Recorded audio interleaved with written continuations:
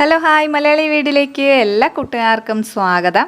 ഇന്നത്തെ വീഡിയോയിൽ മത്തങ്ങ കൊണ്ട് വളരെ ഈസി ആയിട്ട് തയ്യാറാക്കി എടുക്കാൻ പറ്റുന്ന ഒരു കറിയുടെ റെസിപ്പിയാണ് കാണിക്കുന്നത്. ഇത് തയ്യാറാക്കാനായിട്ട് വളരെ കുറച്ച് ഇൻഗ്രീഡിയൻസ് മാത്രം മതി. അപ്പോൾ ഈ മത്തങ്ങ കറി എങ്ങനെയാണ് തയ്യാറാക്കുന്നതെന്ന് നോക്കാം. ഞാൻ ഈ ഒരു പീസ് മത്തങ്ങയാണ് എടുത്തിട്ടുള്ളത്. ഇതിൻ്റെ കുരുവും തൊലിയൊക്കെ കളഞ്ഞിട്ട് നന്നായിട്ട് ക്ലീൻ ചെയ്തെടുക്കാം. ഇനി ഇതിലേക്ക് ചേർക്കാനായിട്ട് ഒരു ചെറിയ കഷ്ണം പുളി എടുത്തിട്ടുണ്ട്. ഇതിലേക്ക് ഒരു അര കപ്പ് വെള്ളം കൂടി ചേർത്തിട്ട് പുളി ഒന്ന് നല്ലപോലെ സോഫ്റ്റായി കിട്ടാനായിട്ട് മാറ്റി വയ്ക്കാം. ഒരു 10 മിനിറ്റ് വെച്ചാൽ മതി.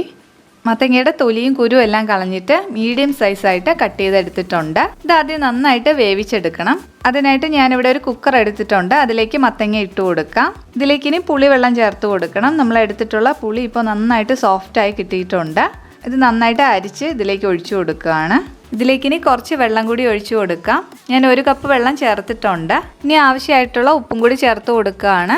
ഇത് വേവിക്കാനായിട്ട് വയ്ക്കാം. ഞാനിവിടെ മീഡിയം ഫ്ലെയിമിൽ 1 വിസിൽ കണക്കിനാണ് വേവിച്ചെടുക്കുന്നത്. ഇത് വെന്ത് ഉടഞ്ഞു പോകരുത്, ആ ഒരു കണക്കിന് വേണം വേവിച്ചെടുക്കാൻ. അപ്പോൾ നിങ്ങൾ സാധാരണ വേവിക്കുന്നത് പോലെ വേവിച്ചാൽ മതി. അപ്പോൾ ഇതാ 1 വിസിൽ വന്നിട്ടുണ്ട്. ആവിയെല്ലാം നന്നായിട്ട് പോയിട്ടുണ്ട്. പിന്നെ ഇത് തുറന്ന് നോക്കുകയാണ്. മത്തങ്ങ വെന്ത് കിട്ടിയിട്ടുണ്ട്. അതുപോലെ വെന്ത് ഉടഞ്ഞു പോയിട്ടുമില്ല.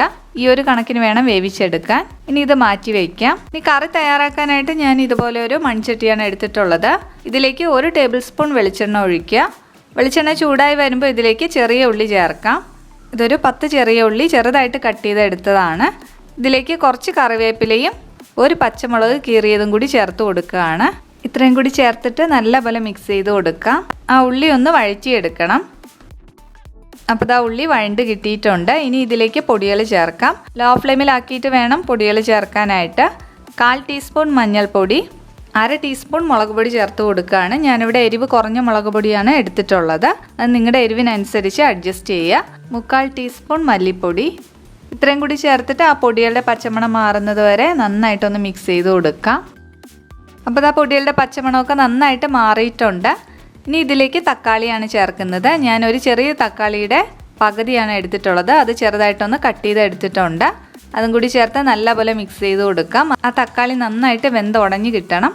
അപ്പം ഞാനിതൊന്ന് അടച്ച് വെച്ച് കൊടുക്കുകയാണ്. ഇടയ്ക്ക് തുറന്നൊന്ന് മിക്സ് ചെയ്ത് വയ്ക്കണം. തക്കാളി ഇപ്പോൾ നന്നായിട്ട് വെന്ത് ഉടഞ്ഞ് കിട്ടിയിട്ടുണ്ട്.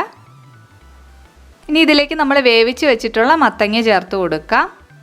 മത്തങ്ങയുടെ കുറച്ച് പീസസ് ഒന്ന് ഉടച്ചു കൊടുക്കുകയാണ്. ഇതിലേക്ക് കറിക്ക് ആവശ്യമായിട്ടുള്ള വെള്ളം കൂടി ചേർത്ത് കൊടുക്കണം. ഞാൻ ഇതിലേക്ക് ഒരു 1/2 കപ്പ് വെള്ളം കൂടി ചേർത്ത് കൊടുക്കുകയാണ്. അതും കൂടി ചേർത്തിട്ട് ഹൈ ഫ്ലെയിമിൽ വെക്കാം. കറി നന്നായിട്ട് തിളച്ച് വന്ന ശേഷം മീഡിയം ഫ്ലെയിമിലാക്കി അടച്ച് വെച്ച് വേവിക്കാം. അതായത് ഇപ്പോൾ നന്നായിട്ട് തിളച്ച് തുടങ്ങിയിട്ടുണ്ട്. ഇനി മീഡിയം ഫ്ലെയിമിലാക്കിയിട്ട് അടച്ച് വെച്ച് കൊടുക്കാം. ഇനി ഇതിടയ്ക്കൊന്ന് ടേസ്റ്റ് ചെയ്ത് നോക്കിയിട്ട് ആവശ്യമായിട്ടുള്ള ഉപ്പും കൂടി ചേർത്ത് കൊടുക്കാം. എന്നിട്ട് നന്നായിട്ട് മിക്സ് ചെയ്തിട്ട് വീണ്ടും അടച്ച് വെക്കണം. കറി നല്ലപോലെ ഒന്ന് കുറുകി വരണം. അപ്പോൾ ഇതാ കറി നന്നായിട്ടൊന്ന് കുറുകി വന്നിട്ടുണ്ട്. ഇത്രയും മതിയാവും. ഇനി ഇതിലേക്ക് ലാസ്റ്റായിട്ട് 1 നുള്ള കായപ്പൊടിയും കൂടി ചേർത്ത് കൊടുക്കുകയാണ്. അത് ഓപ്ഷണലാണ്. നിങ്ങൾക്ക് അതിൻ്റെ ഫ്ലേവർ ഇഷ്ടമുണ്ടെങ്കിൽ മാത്രം ചേർത്ത് കൊടുത്താൽ മതി. ഇനി ഇതിലേക്ക് താളിച്ച് ചേർക്കണം. അതിനായിട്ട് ഈ ഒരു പാനിലേക്ക് 1 ടേബിൾ സ്പൂൺ എണ്ണ ചേർക്കാം. എണ്ണ ചൂടായി വരുമ്പോൾ 1/2 ടീസ്പൂൺ കടുക് ഇട്ട് കൊടുക്കാം. ഇതിലേക്ക് 1 നുള്ള ഉലുവ ചേർത്ത് കൊടുക്കുകയാണ്. ഫ്ലെയിം ഒന്ന് കുറച്ച് വെച്ചിട്ടാണ് ഉലുവ ചേർക്കുന്നത്. ഇതിലേക്ക് 2 വറ്റൽമുളക് ചേർക്കാം.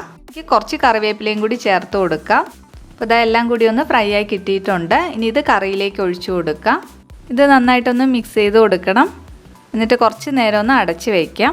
അപ്പോൾ ഇത് വളരെ എളുപ്പത്തിൽ തയ്യാറാക്കി എടുക്കാൻ പറ്റുന്ന നല്ല ടേസ്റ്റി ആയിട്ടുള്ള മത്തങ്ങ പുളിങ്കറി റെഡി ആയിട്ടുണ്ട്. മത്തങ്ങ ഉണ്ടെങ്കിൽ വളരെ പെട്ടെന്ന് തന്നെ നമുക്ക് തയ്യാറാക്കി എടുക്കാവുന്നതേ ഉള്ളൂ.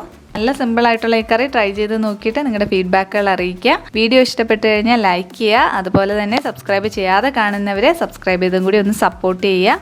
Thank you for watching.